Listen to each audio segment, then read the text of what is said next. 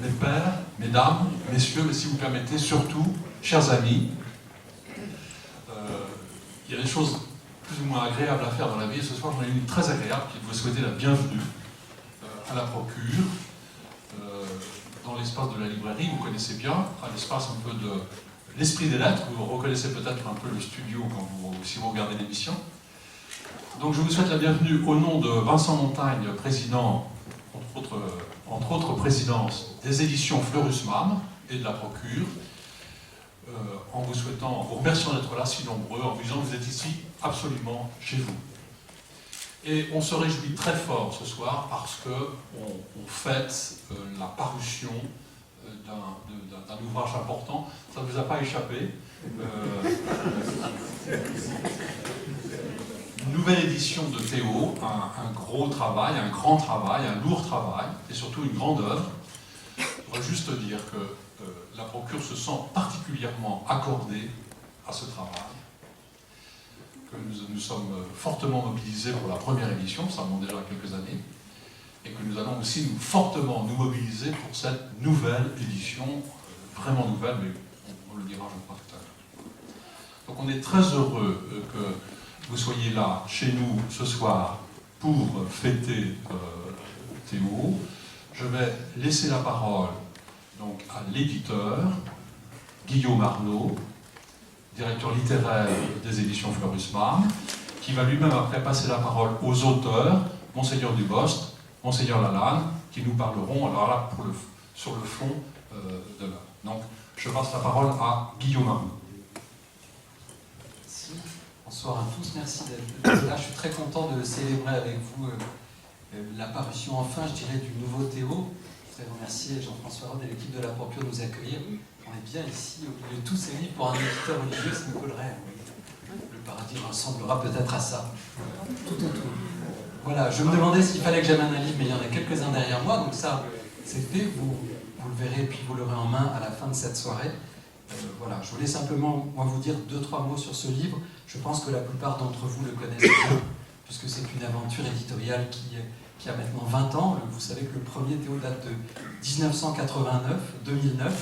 Voilà, c'est un vrai renouvellement, puisque le Théo est tout nouveau. Il demeure que l'intuition de départ est toujours là, fondamentale, très importante. C'est un ouvrage de référence unique, il n'y en a pas d'autre, qui propose tout l'univers des catholiques en un seul livre, qui propose de façon ouverte, qui donne des réponses fiables à toutes les questions qu'on peut se poser aussi bien sur la Bible, l'histoire religieuse, l'Église, la foi, les catholiques dans le monde d'aujourd'hui. Les réponses sont toujours très abordables, elles ne demandent pas d'avoir une culture immense. Elle met cette culture chrétienne qui est notre héritage à tous, à la portée de tout le monde. C'est vraiment un ouvrage important pour un éditeur religieux parce qu'il permet de présenter, de faire connaître la foi catholique aux croyants, mais aussi aux non-croyants. Voilà, c'est pour nous une aventure éditoriale sans précédent. Je pense dans la vie d'un éditeur, ça arrive une seule fois. Voilà, j'ai quelques chiffres à vous donner qui reflètent un peu ce travail. C'est 5 ans de travail pour nous, 90 contributeurs, 38 rédacteurs, 32 relecteurs. Certains sont parmi nous ce soir, je les salue, je les remercie de leur travail.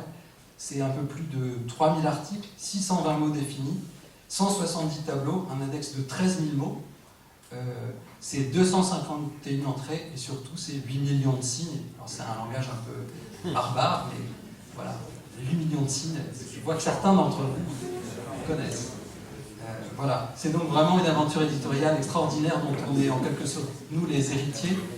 Voilà, j'ai ici toute l'équipe éditoriale au fil des 5 dernières années de 10 personnes qui a réalisé ce travail. Je voudrais les remercier publiquement et puis vous les désigner simplement. Tout d'abord, je voudrais remercier David Gabillet qui a été le concepteur, qui a fait la conception éditoriale de l'ouvrage. Voilà. Il se lève, il lève la main.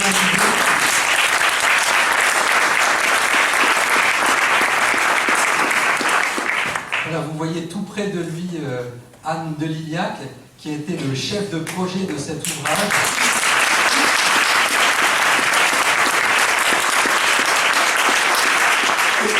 Voilà, c'est elle qui a transformé ces 8 millions de cibles en un livre très lisible et très agréable à lire. Hein, si vous voyez le manuscrit, il est haut comme ça, dans son bureau, à peu près.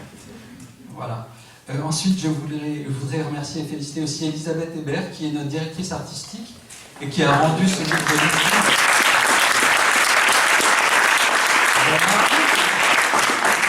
Anne de Lidia, qui a été accompagnée ces derniers temps de 2 éditrices, Jeanne Venant et Charlotte Balkener, qui l'ont vraiment secondé dans le travail d'éditeur.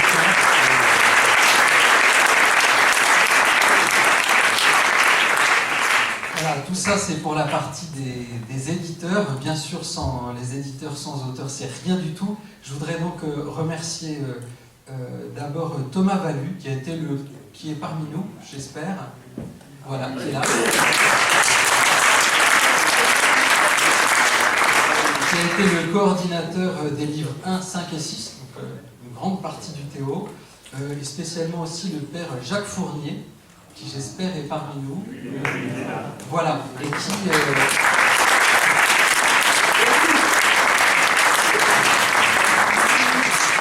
qui a eu quand même la très lourde tâche de faire la mise à jour de la première partie sur les saints. Vous savez que depuis 89 jusqu'à maintenant, il y a eu Jean-Paul II avec 482 canonisations et 1342 béatifications.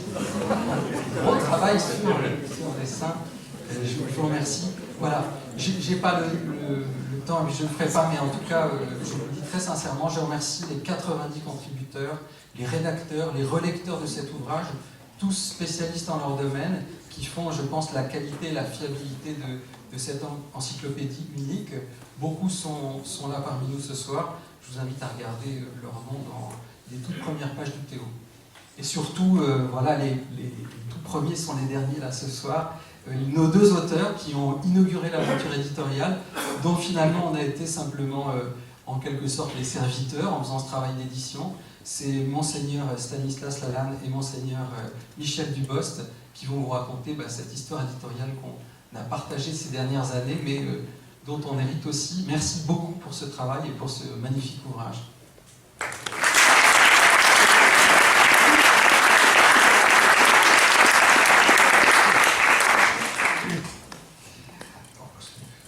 Petite parenthèse, je pense qu'au paradis, il y a non seulement les livres qui ont été écrits, mais tous ceux qui n'ont pas été écrits.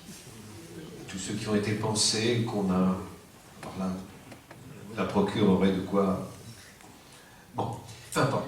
En tout cas, je vous dis bonsoir, je suis très heureux d'être là, et puis de vous raconter un peu l'histoire de Théo, et c'est une histoire qui est très ancienne, puisque finalement, je crois qu'on peut... Je ne vais pas retrouver la date exacte, mais nous avons eu une conversation entre Monseigneur Defoy, qui était à ce moment-là Gérard Defoy, secrétaire général de l'épiscopat, Robert Ardan et moi, en 1976, je pense.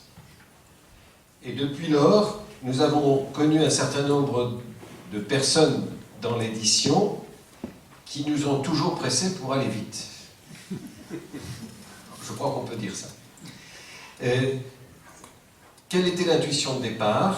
L'intuition de départ, c'était de voir que dans la société qui se manifestait devant nous, la connaissance de la vie des chrétiens et de ce qu'ils pensaient était faible.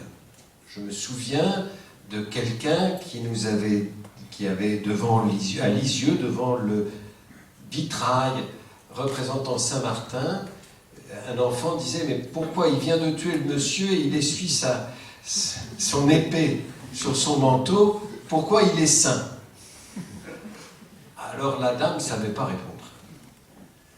Et donc, alors, il y avait un certain nombre d'anecdotes, c'est-à-dire que des journalistes, des catéchistes, des parents, des personnes qui trouvaient un mot dans les mots croisés, ne savaient pas ce qui nous semblait essentiel à savoir pour vivre en France, avec un passé, un présent et un futur qui est marqué par l'Église catholique, au moins en partie. Et donc, l'idée initiale, c'était d'offrir quelque chose qui permettait de retrouver ce qui est nécessaire pour, me semble-t-il, vivre intelligemment dans notre monde. 5 intuitions de départ. La première, c'est que ce trésor-là, il fallait le mettre à la portée des personnes de manière à ce que ce soit compréhensible. Et donc, il y a vraiment dans notre volonté dès le départ quelque chose qui a été d'un service public. Voilà, je crois qu'on peut dire de service public de la connaissance de ce qui est nécessaire dans la vie courante. Deuxièmement, il nous a semblé que pour que ce soit un vrai service public, il fallait que ce soit des gens qui soient compétents pour écrire, mais qui écrivent sans apologie et sans dire nous, de manière à ce que même des gens non chrétiens à qui appartient ce trésor public de l'Église catholique puissent arriver dedans sans se sentir prisonniers d'une pensée qui n'était pas la leur. C'est tout à fait intéressant pour eux de se renseigner, mais on n'est pas obligé de les convertir. Le but n'était pas la conversion. On a écrit d'autres livres pour la conversion, mais pas pour celui-là. Et donc, c'était très important de faire quelque chose qui soit aussi, et c'est la troisième intuition, vulgarisé. Je trouve que c'est très noble d'essayer de donner aux personnes les mots pour comprendre leur situation, leur vie, et je trouve que ce mot vulgarisé est quelque chose de tout à fait important. Je fais partie d'une congrégation, les eudistes, où nous avons un saint fondateur qui était le vulgarisateur d'une pensée qui n'était pas la sienne, mais qui a su la mettre à la portée de tous.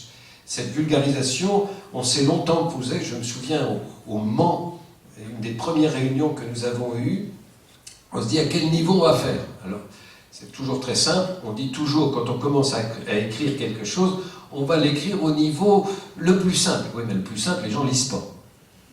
Alors après, à quel niveau? Alors on s'est dit bac 1, bac plus 1, bac plus 2. Voilà, alors c'est à peu près ça que nous nous sommes dit et qui nous a guidés. Et nous avons essayé dans cette manière de faire, de nous adresser à des gens qui n'avaient pas forcément même la culture générale. Il y a un niveau de connaissance nécessaire parce qu'on n'a pas tout redéfini, mais bac plus 1, bac plus 2, et c'est très difficile. On a contacté beaucoup de gens pour nous aider. Nous avons eu des gens qui étaient trop simples et très simplistes. Ce n'était pas de la vulgarisation. Puis nous avions des gens qui étaient parfaits. C'était 4 fois trop long, 5 fois trop long. Et il a fallu réécrire une bonne partie de la première édition. Nous avons réécrit pour que ça tienne, que ça soit bref et accessible, vulgaire. Quatrième qualité que nous exigions, c'est que nous n'avons pas voulu faire un dictionnaire. Un dictionnaire, ce sont les mots par ordre alphabétique, sans côté synthétique. Il nous semblait très intéressant d'aller de la notule de quelques mots définis, une petite définition toute courte, à la notice un petit peu plus longue, à la note, et au texte encore plus long. De manière à ce que on voit bien qu'il y a une organicité de la présentation de la foi chrétienne. Et qu'on ne peut pas parler de la même chose, même si la définition est de la même longueur, de la Trinité, et puis d'un fable d'histoire. Ce n'est pas la même chose. Donc il faut donc... Il y a une présentation organique de la foi, et ça nous semblait très important. Enfin, nous avons déterminé depuis le début que nous serions catholiques. Mais nous voulions montrer en même temps que nous voulions être ouverts. Catholiques parce que c'était notre spécialité. Et parce que déjà, la main de cet ouvrage est importante, et que si on avait fait de toute religion, ou même de tout le christianisme, nous n'aurions pas pu le faire. Et donc, catholique. Mais nous avons dès le début voulu que cette foi catholique qu'on montre qu'on voulait la vivre et qu'on la vivait dans un monde pluraliste, et donc il y a un bout de sociologie religieuse, et puis il y a une présentation très succincte des autres religions. C'est surtout symbolique, de manière à ce que, bien sûr, on puisse trouver quelques fondamentaux des autres religions, mais surtout, c'était nécessaire pour montrer que on ne peut pas comprendre le catholicisme sans le situer dans un monde. Voilà les 5 convictions de départ. Alors, je vous ai dit, dès le départ, on a essayé de constituer une équipe, 4 personnes. Vincent Rouillard, qui était un prêtre de Versailles, qui est mort depuis d'ailleurs, et qui n'a pas collaboré de manière très forte. Xavier Le Sort, qui lui a pratiquement réécrit, résumé la moitié du premier volume, qui a fait un travail tout à fait considérable. Il est décédé lui aussi, mais je ne peux pas aujourd'hui oublier Xavier Le Sort, qui a vraiment fait un travail tout à fait fondamental. Et puis nous avons demandé à des tas de collaborateurs, la liste est toujours au début, et de fait, je tiens, on les a remerciés tout à l'heure, mais je tiens encore à les remercier parce que c'est un gros travail. Et Xavier Le Sort, dans la première édition, c'était lui qui demandait, alors nous on allait, Stan et moi on demandait surtout les articles, mais lui allait les redemander. Et vous savez que redemander, c'est quelquefois plus difficile que de demander. Hein? Et puis, il les mettait, il les organisait. Alors, puis dans les 4, il y avait Stan et moi, enfin, Monseigneur Lalande et moi-même, mais à ce moment-là, c'était un jeune prêtre. Et donc c'était Stan. Et nous avons, après, bien, puisque sur les 4, il y en a 2 qui sont morts, nous sommes tous les 2 restants ici, et petit à petit, le Père Lalande a pris de plus en plus de place dans la mise en œuvre. Et en particulier, je vais vous dire un secret, c'est un correcteur redoutable. Et un peu redouté. et donc, il a fait un travail tout à fait important. Ensuite, il y avait des collaborateurs qui sont de la première édition, Jacques par exemple, que je salue, Joseph Chaunet que j'ai vu tout à l'heure, etc. Je ne vais pas les citer tous, mais je les remercie, Jean Camus, non, oui, aussi, je les remercie beaucoup. Théo, comment le titre est né? Le titre est né, nous avons eu une série de titres qui ont tous été nuls, et puis un beau jour, l'éditeur est arrivé avec Théo. Et on a dit, c'est ça. L'éditeur étant Robert Ardan. Je voudrais ici rendre hommage à M. Ardan, car vraiment, c'est un homme qui nous a aidé à préciser notre concept et qui a eu cette idée du titre Théo. Et ce Théo, c'est un nom familier, c'est une abréviation de Théophile, mais c'est un nom qui est devenu encore plus moderne d'ailleurs parce qu'il est beaucoup plus employé aujourd'hui et vraiment c'est très important. Voilà, Théo. Et au fond, je crois que le Père Lalande et moi nous dirions volontiers que Evangelii Nunciandi, Paul VI, nous disait que le drame du monde actuel, c'était la rupture entre la foi et la culture. C'est une tout petit trait d'union, mais au fond, nous avons souhaité que ce soit un trait d'union. Alors ensuite, nous avons fait une première édition, elle a mis 12 ou 13 ans à sortir, nous en avons fait une deuxième qui a été un petit peu plus rapide, qui était la première avec quelques 70 pages ajoutées, et surtout quelque chose sur les sectes. Mais là, vous allez avoir quelque chose de très repensé, et je laisse la parole au Père Lalande.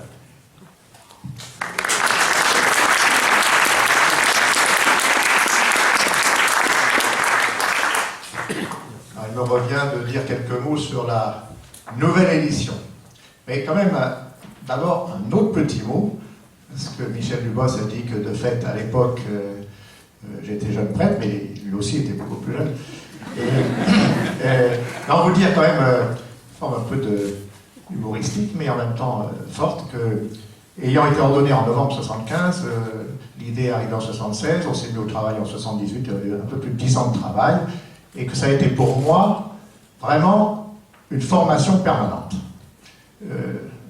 Père Doré est là, donc je fais attention à ce que je dis. Dans les séminaires, les formations sont excellentes. Hein, mais il y avait besoin d'un complément pour essayer en même temps de dire la foi reçue des apôtres, et en même temps de la dire dans la culture d'aujourd'hui. Et Théo a été un bon exercice. Alors, comme vous connaissez bien Théo, j'aurais pu commencer par une devinette. Une devinette, ce serait qu'est-ce qu'il y a de nouveau dans la couverture? Alors, le fait que le titre, en gros, à peu près la même police, enfin un peu retravaillé, tout ça, mais... Alors, eh bien, moi, je peux vous dire, toutes les photos sont nouvelles, sauf une. Le Mont-Saint-Michel. Voilà. Vous savez, il a fallu se battre hein, pour garder le Mont-Saint-Michel. Hein. Alors, je vous parlais de la cathédrale d'Évry, mais tout à l'heure. Maintenant, c'est moi qui ai le micro. Voilà. Bon, alors, nouveauté. J'en ai noté 5 aussi. La première, la deuxième édition date de 93, donc il y a 16 ans. Donc il y avait besoin d'une actualisation de l'ensemble de l'ouvrage. On a évoqué la production de Jean-Paul II quant aux béatifications et à la canonisation, donc plus de 1000 biographies de saints, des statistiques à revoir, des chiffres, enfin des tableaux.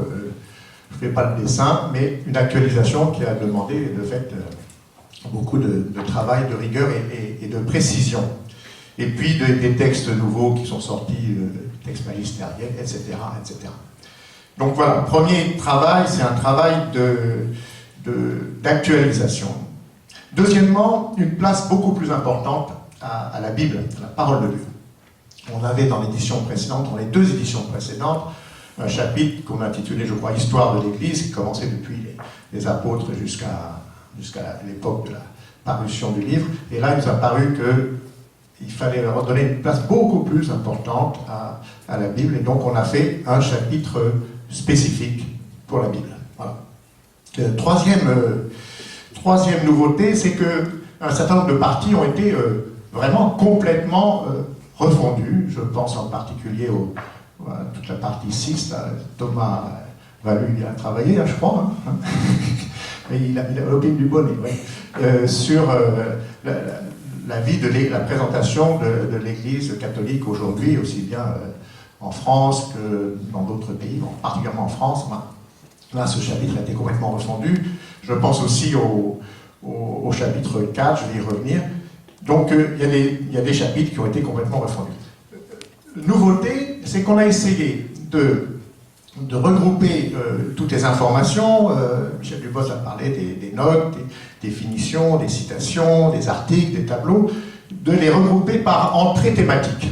Il y en a 251 entrées thématiques.